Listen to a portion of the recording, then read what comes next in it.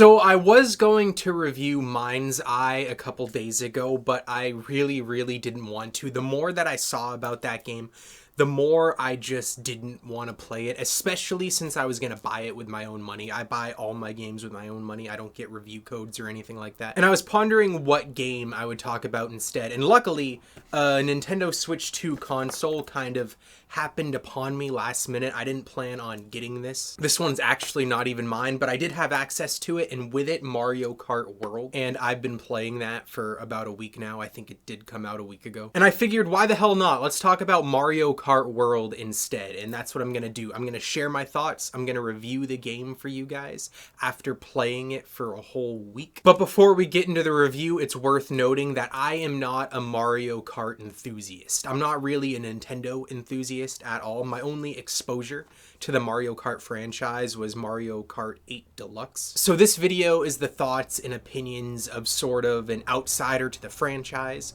a relative outsider to Nintendo in general. But anyway, hit that subscribe button if you're new here. I talk about video games all the time on this channel. I do day one reviews pretty frequently. I do other video game discussions just like this, and check the links in the description. I have a link to my other channel, which is new, where I talk about movies. But anyway, enough with this introduction. Let's talk about Mario Kart World. So the first thing I want to talk about is a couple of the technical aspects. The first being the visuals. This game is so pretty to look at. The colors are so bright and so vivid. It's honestly one of the most fun games to look at that I've ever played. Now, to be fair, that might just be a praise on the Nintendo Switch 2 console itself more than the game, because I remember the Nintendo Switch 1 had a lot of good games, a lot of games that had really pretty graphics, but there was something about that console that was just unappealing visually. Everything kind of had like a gray wash over it. Everything was a little washed out.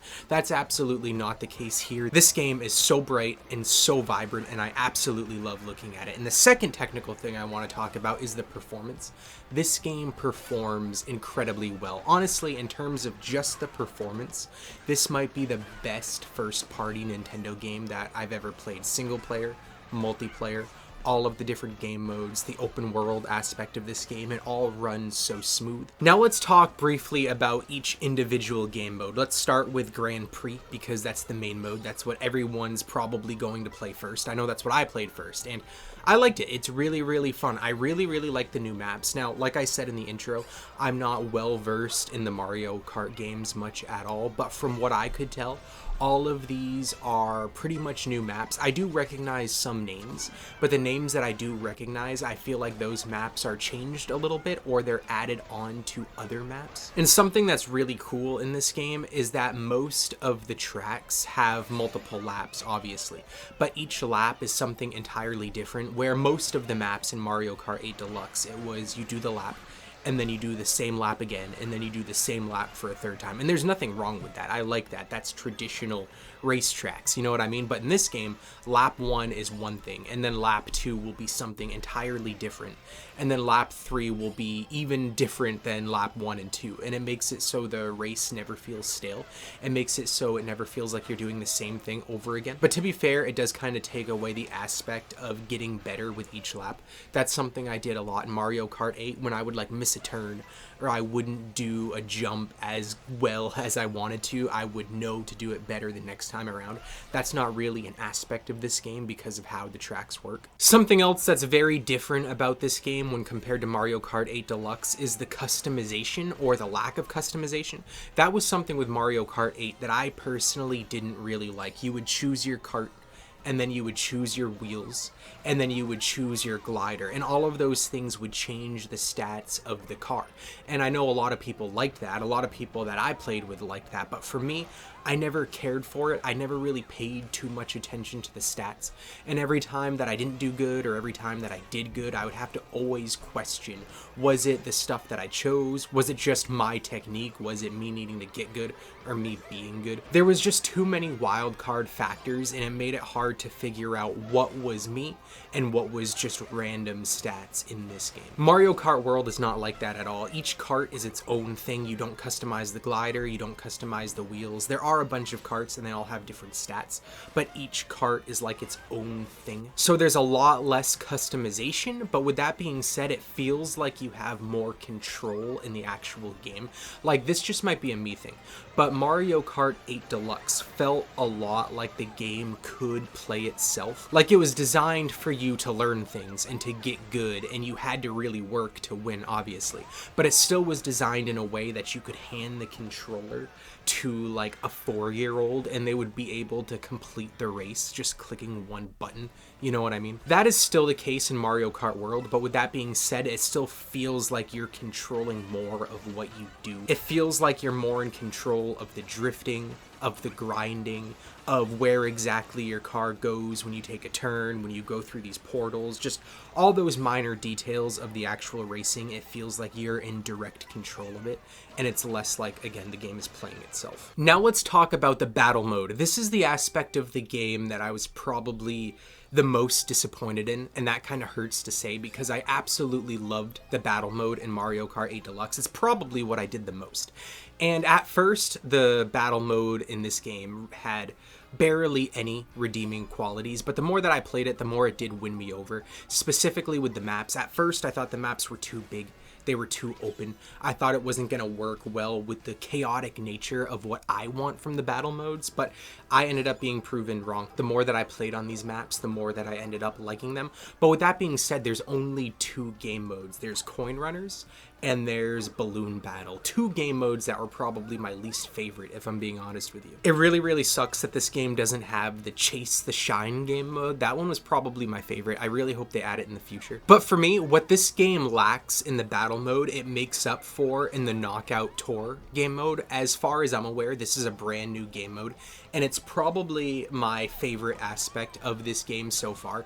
It's not like a battle royal, but it's essentially elimination, where there's 24 players, and once you get through the first track, you have to be in the top 20, and the 4 behind you are eliminated from the game completely.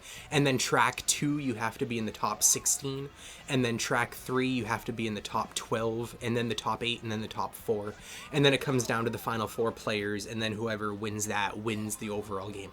And I absolutely love this game mode. It's so competitive. It adds a sense of competition to a game that's already competitive. I got addicted when I was playing this game mode. I practically had to fight myself to put the Switch down in order to record this review. Now let's talk about the open world aspect of Mario Kart World. It was practically the biggest selling point for Nintendo when it came to this game. It's what they were using to justify the $80 price tag. And I'm gonna be honest with you, the open world is really impressive, especially for a first-party Nintendo game on a handheld console. It runs really, really smooth, like I said earlier. You're able to go from one point of the map to the other, essentially seamlessly, with no frame rate issues, no lag, no bugs, no glitches, even when you're in between online game modes, and that world is filled with other online players. Again, visually, it is stunning. There is some fun stuff to do around this open world, like you can find alternate outfits and costumes, that sort of thing. And each individual track is somewhere on the open world, so you can like go to these tracks and you can ride around on them. You can practice on them with essentially no limits, no competition. And then there's, again, just an open world in between these maps that you can go ride around in. And again, not to sound too repetitive, but in terms of first-party Nintendo open worlds, in a purely technical aspect, it's one of the most impressive ones that I've seen. But with that being said, it was fun to ride around in for maybe an hour, 2 hours if you're really, really bored, maybe 3 hours if you're like the ultimate Mario Kart fan. But after that, you start to ask yourself, what's there to do here? There's not really anything to do in the open world, and it got really boring really fast. And then there's the question of, is this game worth $80? Is this game worth $10 more than every other first-party AAA game on the market? I mean, obviously not. It's not worth $80. But with that being said, I understand that it all comes down to the consumer and how much you like the game, and I have to admit to myself, I'm gonna be playing this game for years to come. I had hundreds upon hundreds upon hundreds of hours in Mario Kart 8 World Deluxe. I have so many fond memories with that game, playing it with so many different people. And I'm sure the exact same thing is going to be said about Mario Kart World. I'm sure if you ask me in 8 years, I'm going to tell you that it's been 8 years of me loving this game.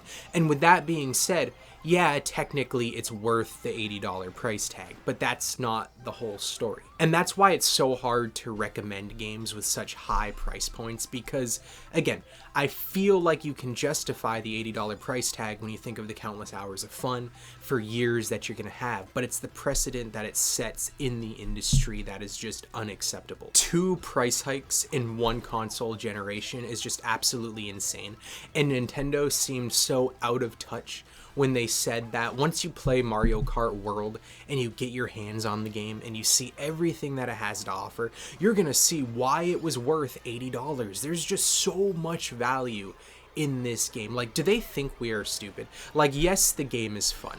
Yes, it has its fan base. Yes, people are going to love this game.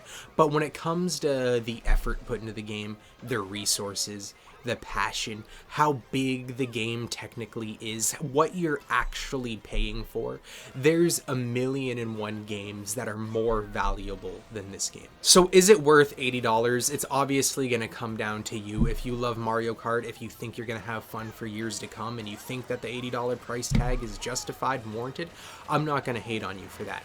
Is it worth $50 when lumped together in the bundle with the Nintendo Switch 2 console? Yeah, I think the game is absolutely worth $50. And I'm not sure if this bundle is going to be around forever, and everyone knows Nintendo games never go on sale. They never devalue. So if you think you're going to want a Nintendo Switch 2, if you think you're going to want Mario Kart World, I would recommend getting it sooner than later. That way, at the end of the day, you can pay $50 instead of $80. But yeah, that's my quick and brief thoughts, my spur of the moment, or I guess you could say spur of the week review on Mario Kart World. If you've been playing it, let me know what you've been thinking about it in the comments. And if you haven't been, let me know. Do you plan to, or is it a game you're going to ignore completely? Either way, I look forward to hearing from you in the comments down below. And thank you for watching, especially if you watched this far.